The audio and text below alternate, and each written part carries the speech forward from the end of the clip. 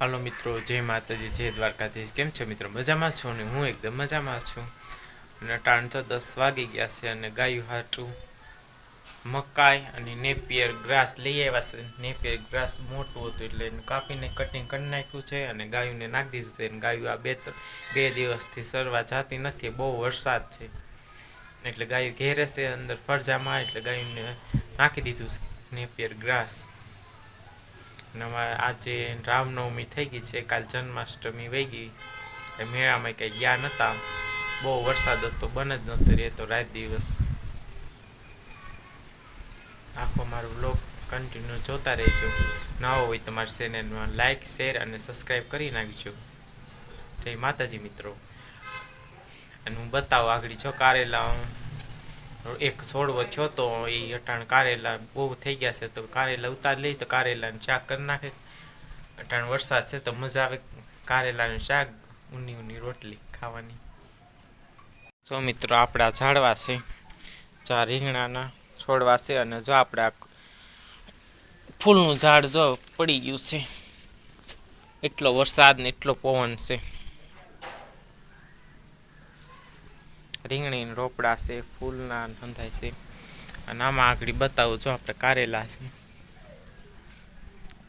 કારેલા ઝાઝા બધા એવા છે, હમણાં કંઈ ઉતાર્યા નહોતા, વૈશમાં ઉતાર્યા તો જો કારેલા મોટા મોટા થઈ ગયા છે કારેલા, તો ઉતારી નાખી કારેલાને શાક કરી નાખે। કેવા સરસ મજાના બસ ન ઉતારી તો ગવઢા થઈ જાય। આપણે આ ગુલાબમાં ઓછા થઈ ગયા, ગુલાબને 10-15 કાયમ રોજના આવતા ગુલાબ, કળી ઓછી થઈ ગઈ છે, પાછું ફૂટશે।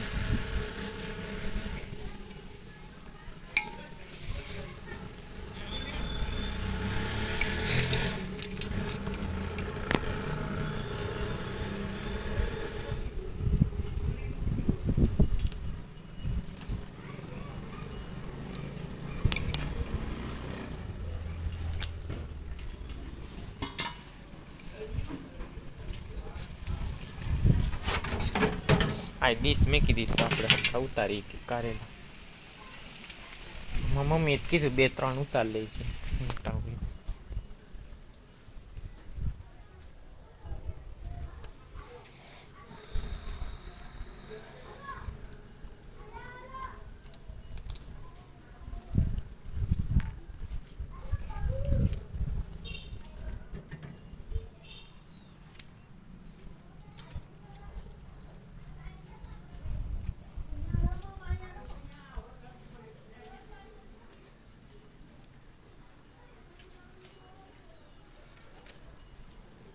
આ સારું છે,